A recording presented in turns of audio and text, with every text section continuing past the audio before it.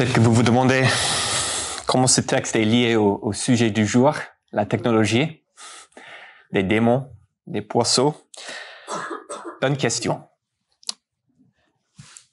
Comme nous l'avons vu plusieurs fois dans notre série, la Bible ne parle pas directement aux technologies d'aujourd'hui. À l'époque, ces choses n'existent pas, évidemment. Et la nature humaine, l'identité de Dieu et les dynamiques de l'âme, ce sont des réalités qui touchent à tout aspect de la vie, y compris la technologie. Et donc, avant de regarder le texte ensemble pour trouver son pertinence à notre sujet, je vous invite à prier avec moi.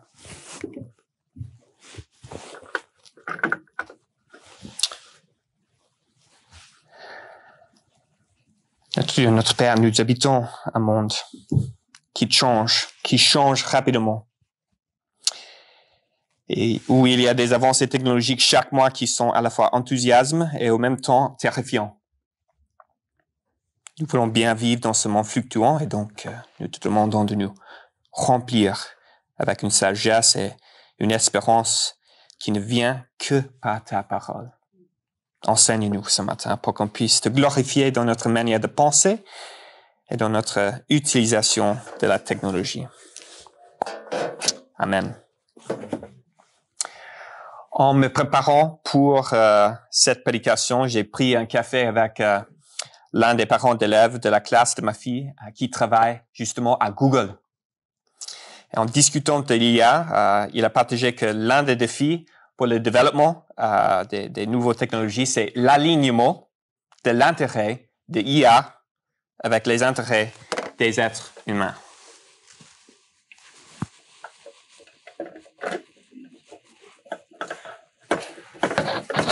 Ça, c'est mieux. L'alignement avec moi. Et je trouve cette idée tellement intéressante parce que la question qui se cache derrière ce problème est la suivante. Quels sont justement les intérêts des êtres humains? Qu'est-ce que nous essayons d'accomplir avec nos avancées technologiques? Voilà Gemini, le nouvel IA dont cet homme parlait avec enthousiasme. C'est une image là très positive de la nature et le potentiel le futur de l'IA. Mais certains d'entre nous, lorsque nous entendons parler de l'IA, nous inquiétons. Que passerait-il si la situation devient incontrôlable? Vous voyez cette image, mais voilà l'image qui vient à l'esprit. Nous construisons le Terminator. Ce n'est qu'une question de temps avant que Skynet ne prenne le contrôle. Pourquoi craignons-nous cela? Pourquoi? Je pense que c'est parce que nous ne faisons pas confiance aux hommes qui ont beaucoup de pouvoir. Le pouvoir a tendance à corrompre et le pouvoir absolu corrompt absolument. Quels sont les intérêts des êtres humains qui créent les IA? Je pense aussi que nous craignons l'IA parce que nous avons déjà vu comment d'autres technologies nous ont dominés. Alors que la technologie nous permet de devenir extrêmement puissants en tant qu'individus, en tant que société, nous reconnaissons qu'en même temps, nous sommes souvent devenus contrôlés par elle. Sommes-nous vraiment capables d'exercer le pouvoir que nous créons? Et aujourd'hui, nous regardons le sujet de l'homme délivré en regardant des aspects un peu noirs de notre relation avec la technologie. Et si vous avez manqué les messages précédents, je vous encourage de regarder, vous pouvez les regarder sur notre site web ou sur notre chaîne YouTube, et ça vaut le coup. Mais je veux simplement plonger dans notre sujet du jour, homme délivré. Et on voit que avec nos inventions technologiques, il y a un danger, que ces choses nous posent un danger. Et on a besoin d'être libérés de temps en temps. Le pouvoir libérateur de Jésus dans notre vie lorsqu'on est dominé par les choses que nous créons. Voilà notre programme pour ce matin. En quoi Jésus est capable de nous délivrer.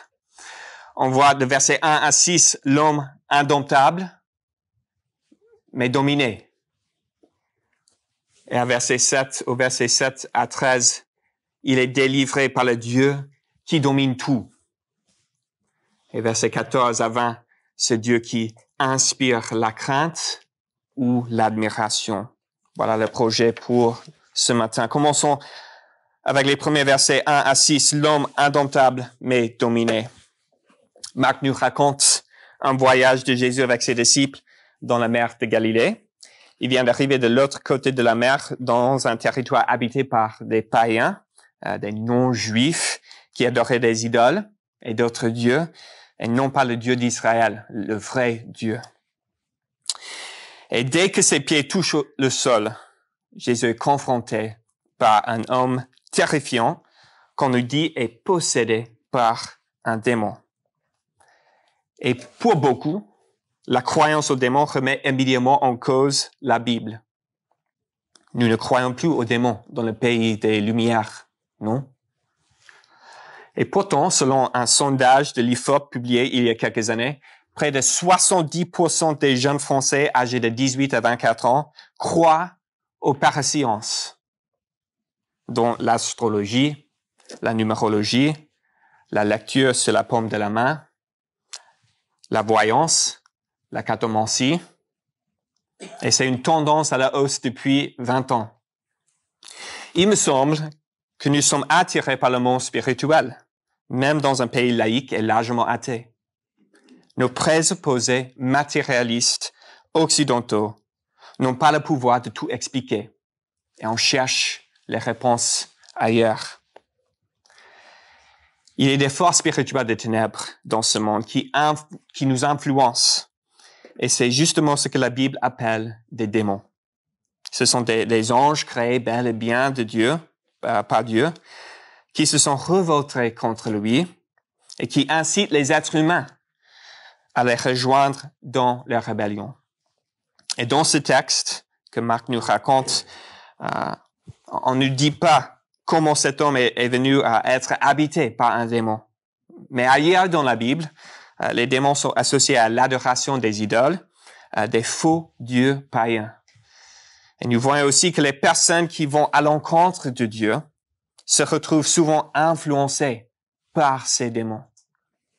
Judas, par exemple, lorsqu'il décide de trahir Jésus pour 30 pièces d'argent, nous lisons que Satan entre dans lui. Donc, l'homme, dans sa rébellion, recherche à se libérer du règne de Dieu. Et lorsqu'il fait cela, il s'aligne dans le même projet que celui des démons. Fuir Dieu, la source de la vie et de la lumière, c'est se retrouver, même par hasard, du côté des forces spirituelles des ténèbres, en marchant vers la mort. Marc nous présente un homme qui, en rébellion contre Dieu, se retrouve habité par plusieurs démons, dans un état totalement perdu, effroyable et pitoyable. Dans les versets 3 à 5, il fait un zoom sur son état. On lit qu'il est doué d'une puissance surnaturelle et personne ne pouvait plus lier avec même une chaîne, car souvent il avait eu les fers aux pieds et il avait été lié de chaînes. Mais il avait rompu les chaînes et brisé les fers. Et personne n'avait la force de le dompter. C'est l'homme indomptable qui brise toute tentative de le contraindre. Il ne sert personne, n'est redevable envers personne, et il est libéré de tout et de tout le monde. Et pourtant, cette puissance et cette liberté extrême sont devenus son esclavage. Il est complètement hors de contrôle, totalement déréglé, sans cadre. Regardez verset 5. Il était sans cesse, nuit et jour, dans les ténèbres et sur les montagnes, criant et se meurtrissant avec des pierres. Donc, il n'y a plus d'ordre dans la vie de cet homme. Il est insomniaque.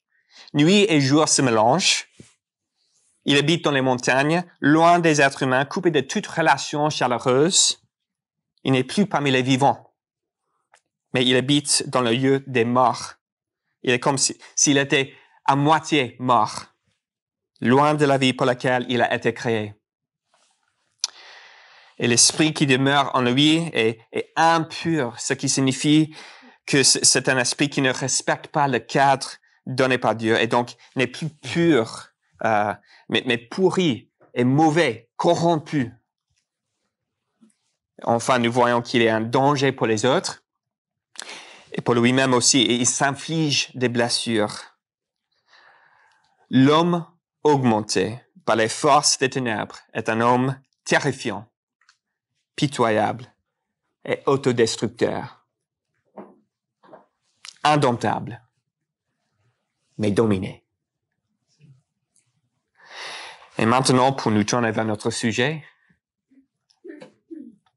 quel lien y a-t-il entre l'homme possédé et la technologie? Je ne veux pas que vous pensiez que je dis que les technologies sont des démons. C'est pas un truc qu'on croit à Église Saint-Lazare.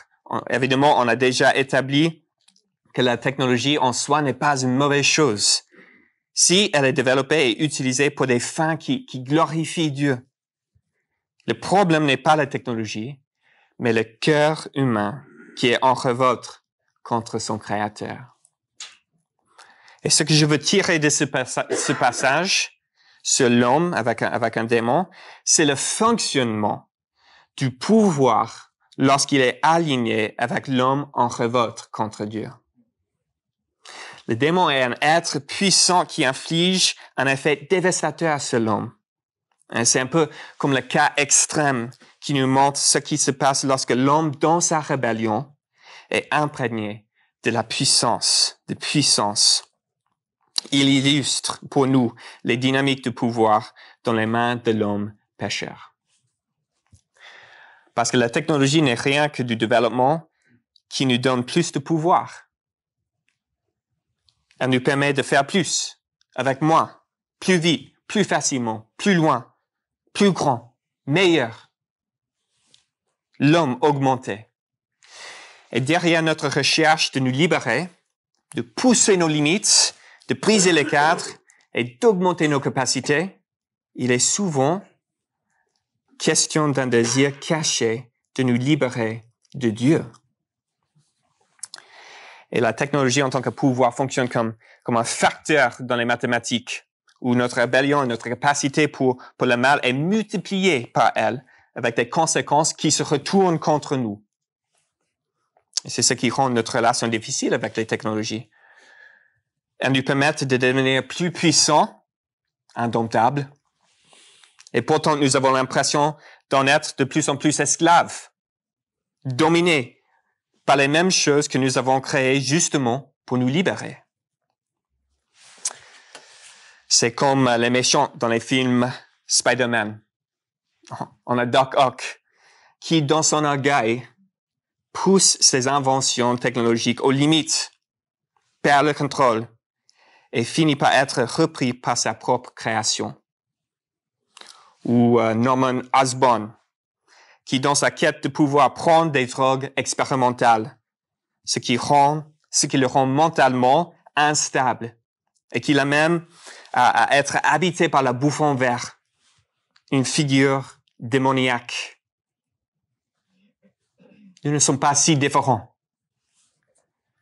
Pensons à la technologie la plus puissante et la plus omniprésente dont nous disposons aujourd'hui. Le téléphone portable. Le smartphone qui promet de nous rendre plus smart ou plus intelligents, mais qui nous rend dumb et stupides grâce à l'accès illimité à l'Internet et à fake news et toutes sortes d'informations. On est confus, perdus. Il nous promet de nous connecter au monde à travers les messagers et les réseaux sociaux, de bonifier nos relations. Mais en réalité, ils nous isolent. Les sociologues remarquent que la nouvelle génération élevée à l'époque des réseaux sociaux a des compétences sociales et interpersonnelles réduites. Beaucoup ne savent plus comment interagir avec les gens dans la vie réelle. Santé publique France constate que la santé mentale des Français continue de se dégrader rapidement, en particulier chez les jeunes de 18 à 24 ans. Il nous donne accès aux actualités du monde entier, 7 sur 7, 24 sur 24. Nous devons être plus sages et plus préparés pour l'avenir. Et pourtant, nous sommes plus confus, plus divisés et plus anxieux dans l'ensemble. Il nous permet de faire du télétravail, de répondre aux mails n'importe où, n'importe quand, en nous libérant de nos bureaux et nos chefs. Et pourtant, il fonctionne plus comme une chaîne qui nous lie au bureau, qui ne nous laisse jamais nous reposer. C'est comme si nous étions toujours au travail. Cette dynamique se manifeste dans plusieurs domaines et impacte non seulement l'individu, mais aussi le public et la culture en général. Le plus nous nous détournons du bon dessein de Dieu, et plus nous dépendons de la technologie pour notre pouvoir, plus les résultats sont mauvais. Prenons l'exemple du secteur bancaire. Dans les dernières décennies, l'économie globale est devenue plus accessible pour tout le monde grâce à de nombreuses technologies. Et pour l'individu, c'est étonnamment facile maintenant d'investir dans des actions avec quelques gestes simples sur le portable. Mais c'est justement ce qui mène de nombreuses personnes à perdre beaucoup d'argent. J'ai un ami banquier qui m'a confié qu'il ferait mieux de placer son argent dans des fonds indiciels et de ne pas y toucher. Mais son orgueil fait qu'il pense qu'il sait mieux, qu'il pense pouvoir battre le marché et s'enrichir plus vite, même s'il y a peu de gens qui peuvent le faire. Il négocie constamment des actions sur son portable. Il ne sait pas laisser tomber, même s'il n'a pas encore fait mieux que le marché. C'est un homme anxieux, distrait, constamment au travail. L'homme augmenté et dominé. Pour la société, il nous faut simplement regarder la crise financière de 2008 qui a touché le monde entier à travers le fait qu'on est tous connectés grâce aux technologies. Et là, mon père a perdu sa maison, ainsi que des millions d'autres. L'humanité augmentée et dominée. Ou parlons de la sphère médicale. Nous avons eu des développements chirurgicaux. C'est un mot très difficile en français. Chirurgicaux et chimiques. Impressionnants. Et ça améliore l'état de santé d'un grand nombre de personnes. C'est merveilleux. Et je rends grâce à Dieu pour les innovations technologiques médicales pendant ces dernières décennies et ce dernier siècle. Et pourtant, l'avortement, une pratique abominable devant Dieu, nous l'avons aussi rendu plus facile, moins cher et plus sûr pour les femmes, ce qui a considérablement augmenté sa fréquence. Et bien que l'avortement promet de pouvoir se libérer sexuellement, ainsi que sur le plan de la carrière, je connais personnellement plusieurs femmes qui sont emprisonnées par la culpabilité d'avoir tué leur propre enfant et qui sont remplies de regrets. Et au niveau social, l'Assemblée nationale prépare à inscrire le droit de l'avortement dans la Constitution française. Et en même temps, lors de sa conférence de presse mardi 16 janvier, Emmanuel Macron a évoqué le réarmement de la France en bébés, grâce notamment à un nouveau congé de naissance visant à remplacer le congé parental. Donc le plan démographique est si grave qu'il faut inciter les jeunes couples à procréer. Vous voyez la contradiction? On est suicidaire de notre projet avec les technologies. Ce problème est bien plus grave en Chine, où pendant des décennies, ils ont utilisé l'avortement pour justement forcer les gens de suivre cette politique de l'enfant unique. Et les démographes aujourd'hui prédisent une chute économique brutale pour la Chine au cours des 2 prochaines décennies, lorsque les jeunes seront trop peu nombreux pour soutenir économiquement les personnes âgées. Un fondement économique. Les armes techniques de notre rébellion contre Dieu se retournent contre nous. C'est comme si nous étions des enfants qui ont pris une épée pour se battre, mais qui se poignardent eux-mêmes parce qu'ils n'ont pas la force de le manier. Et on peut continuer. L'industrie pornographique qui nous promet le bonheur et la liberté et qui asservit et détruit les spectateurs et les travailleurs.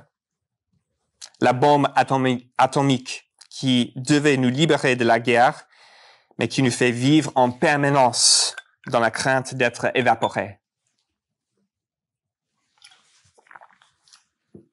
Les jeux vidéo qui promettent plaisir et aventure et nous permettent d'échapper aux difficultés de la vie, ils deviennent ensuite une dépendance qui nous empêche de poursuivre l'aventure de la vie vraie, la vie réelle. Et peut-être un dernier exemple médical pertinent concernant le mouvement transgenre.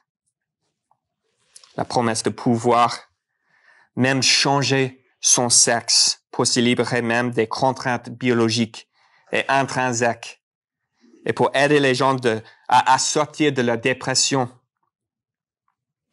Et maintenant, il y a un contre-mouvement grandissant des détransitionnistes qui parlent des dommages que l'hormonothérapie et la chirurgie leur ont causé physiquement et mentalement, et la douleur d'être prisonnier d'un corps qui ne fonctionne plus correctement.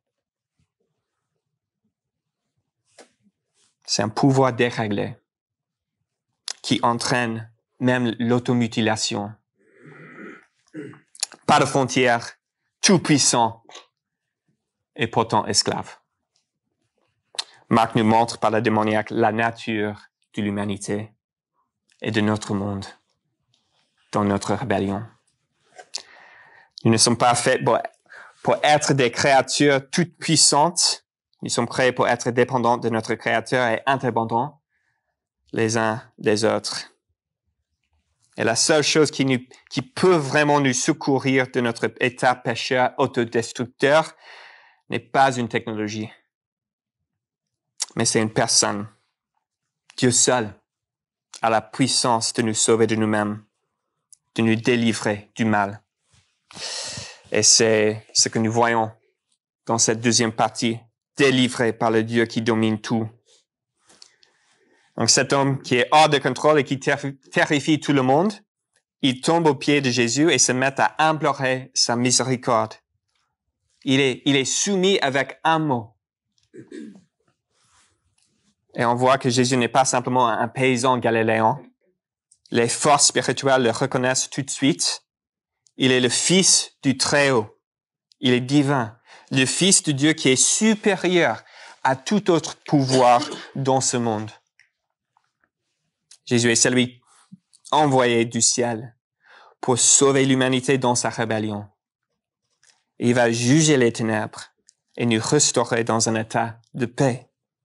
Mais comme Étienne l'a dit pendant sa présidence, au Colossiens 1, verset 13, il a dit, Dieu nous a délivrés du pouvoir des ténèbres et nous a transportés dans le royaume de son Fils bien-aimé, en qui nous avons la rédemption, le pardon des péchés.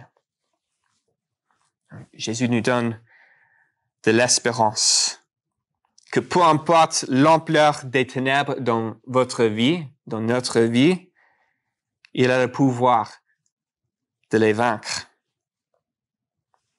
C'est ce que nous voyons lorsque nous découvrons que cet homme n'est pas possédé par un simple démon, mais une multitude qui s'appelle légion. C'est le terme utilisé pour l'unité militaire la plus grande dans l'Empire romain, ce qui correspond à 6 000 hommes.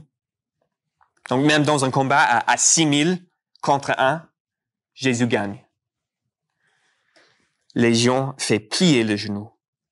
Même la demande de rester dans la région et d'aller dans les pourceaux doit être approuvée avant qu'il puisse bouger. Rempli de démons, les pourceaux se suicident. C'est ça la nature des forces de ténèbres qui étaient dans cet homme. Je ne suis pas sûr, je ne sais pas pourquoi Jésus a laissé les démons détruire les pourceaux. C'est une bonne question. Mais ce que Marc nous illustre, c'est la valeur de l'être humain aux yeux de Dieu. Une vie humaine sauvée et restaurée vaut plus que 2000 parts. Est-ce que nous croyons cela? Nous vivons dans un âge de crise de santé mentale où tout le monde a ses démons. Normalement, c'est une métaphore, évidemment. Mais peut-être parfois, c'est au sens littéral.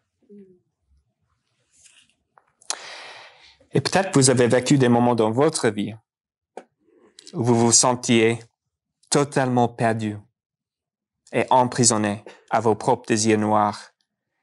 Et vous vous êtes demandé, est-ce que je suis irrécupérable? Est-ce que je peux être vraiment libre?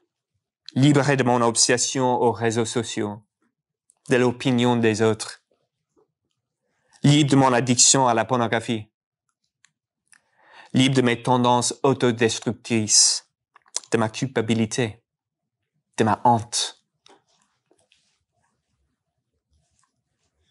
Oui. Oui. C'est le message de Marc. Jésus nous offre la délivrance du mal, y compris le mal en nous. Et il le fait à travers sa mort sur la croix. Plus tard dans ce livre, Jésus meurt sur la croix pour les péchés du monde. Le sang de Jésus paye le prix de nos péchés et nous lave de toute impureté. Il nous rachète de l'emprise des ténèbres. Il nous restaure dans notre relation avec notre Créateur. Et par sa résurrection, il montre qu'il a le pouvoir même sur la mort et qu'il nous offre la nouveauté de vie en lui. Et il nous offre son esprit qui nous transforme. Jésus a la puissance pour nous délivrer. Mais dans ce texte, on voit que ça vient avec un prix, avec des implications. La Bible nous appelle à recevoir Jésus comme notre Sauveur, mais aussi comme notre Seigneur. Et son identité en tant que telle, ça exige une réponse. Et c'est ce que nous voyons dans cette dernière partie du texte. Jésus, Dieu, inspire la crainte ou l'admiration. Versets 14 à 20. Le miracle que Jésus opère attire l'attention de tout le monde et une foule arrive sur scène. Et là, Marc nous montre deux réactions au pouvoir et à l'identité de Jésus. Soit la crainte ou l'admiration. Et ça commence lorsque les habitants de la région découvrent l'homme qui a été démoniaque maintenant transformé au point d'être méconnaissable. Verset 15. Marc le décrit comme assis, vêtu et dans son bon sens. Voilà l'image de quelqu'un délivré du mal par Jésus. Voilà l'image d'un homme sous l'autorité de Jésus, en paix, tranquille, dans son bon sens. C'est une image de la puissance de Jésus de transformer l'humanité, de transformer une vie. L'homme délivré. Et n'est-ce pas ce qui est au fond de nos poursuites technologiques? On cherche cela. Nous voulons vivre cela. La guérison, la paix, la simplicité, l'épanouissement. C'est le fait d'être sous l'autorité et la puissance de Jésus. Malheureusement, ce n'est pas le cas pour le public qui découvre cet homme. En regardant Jésus et l'homme transformé, Ils étaient saisis de crainte. Ils ont reconnu qu'ils étaient devant une puissance terrifiante. Qui a le pouvoir de dompter celui qui a été indomptable? Et lorsqu'ils découvrent la mort du troupeau de porcs, ce qui aurait été une énorme difficulté économique pour eux, ils supplient Jésus de partir. Il ne veut pas que ce pouvoir reste ou soit près d'eux. Ils ont plus peur de Jésus que du démoniaque. Et ils accordent plus d'importance à leur peur qu'à la vie de cet homme. Laisser Dieu entrer dans sa vie n'est pas sans conséquence. C'est vrai. Et malheureusement, si vous décidez de supplier Jésus de partir de votre vie, il pourrait bien le faire. Contrairement aux gens de la région, l'homme délivré supplie Jésus afin de rester avec lui. D'autres types de supplications. Et son désir, c'est de rester dans la présence de son Sauveur, la source de la vie, et de le suivre comme son Seigneur. Jésus ne laisse pas l'homme aller avec lui, probablement parce qu'il aurait été difficile de terminer un homme non juif avec lui dans sa mission, principalement auprès des Juifs. Et donc Jésus envoie l'homme délivré pour être un témoignage du pouvoir de Dieu. Jésus est le Seigneur et lorsque vous avez expérimenté sa miséricorde et son salut, vous ne pouvez rien faire d'autre que le partager avec les autres pour qu'ils puissent l'admirer. Jésus envoie des hommes et des femmes délivrés et transformés pour montrer au monde en quoi Jésus est puissant et digne de notre adoration. Voilà le texte. Qu'est-ce que nous devrions faire avec tout cela? D'abord, je pense que ce texte devrait nous inciter à réfléchir à notre relation avec la technologie. Mais plus important encore, je pense qu'il devrait nous faire réfléchir à notre relation avec Jésus. À qui vous identifiez-vous le plus? Le démoniaque, qui est hors de contrôle et qui représente un danger pour lui-même et pour les autres et qui a besoin d'être sauvé? Ou l'homme après que Jésus l'a libéré, calme, enfin libre? Ou bien vous identifiez-vous aux habitants de la ville qui ont peur de ce que Jésus pourrait faire s'il les laisse entrer dans leur territoire? Ce texte m'a convaincu personnellement que je dois passer plus de temps au pied de Jésus dans sa parole, dans la prière, rempli de son esprit pour être dans mon bon sens. Je dois le supplier pour qu'il me pardonne de mes péchés, pour qu'il me libère et me change, pour que je sois dans l'admiration de ce qu'il est, plus que dans la crainte de comment il va me limiter ou me restreindre. Et c'est peut-être ce que vous avez besoin de faire aussi. En ce qui concerne notre relation à la technologie, comme nous l'avons dit à maintes reprises, la technologie n'est pas une mauvaise chose en soi. Elle est belle et bonne à plusieurs niveaux. Mais si vous ne parvenez pas à utiliser certains types de technologies sans qu'elles vous contrôlent, peut-être que c'est trop de puissance dans vos mains, étant donné la condition de votre cœur. Et vous devrez fixer des limites. Vous savez simplement, c'est trop de puissance pour moi en ce moment. Je ne peux pas les gérer sans me blesser et sans blesser les autres. Et puis, vous décidez de créer des limites pour protéger votre relation avec Dieu et avec les autres, même si ces limites sont contraignantes et embêtantes. Mieux vaut être limité qu'être hors de contrôle et destructeur. Peut-être l'homme augmenté n'est pas nécessairement mieux que l'homme en paix, l'homme délivré par Jésus. Prions.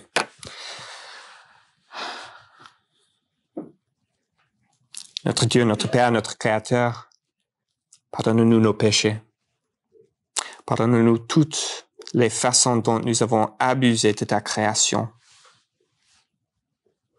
Libère-nous de nos cœurs rebelles et de tout ce qui pourrait nous dominer.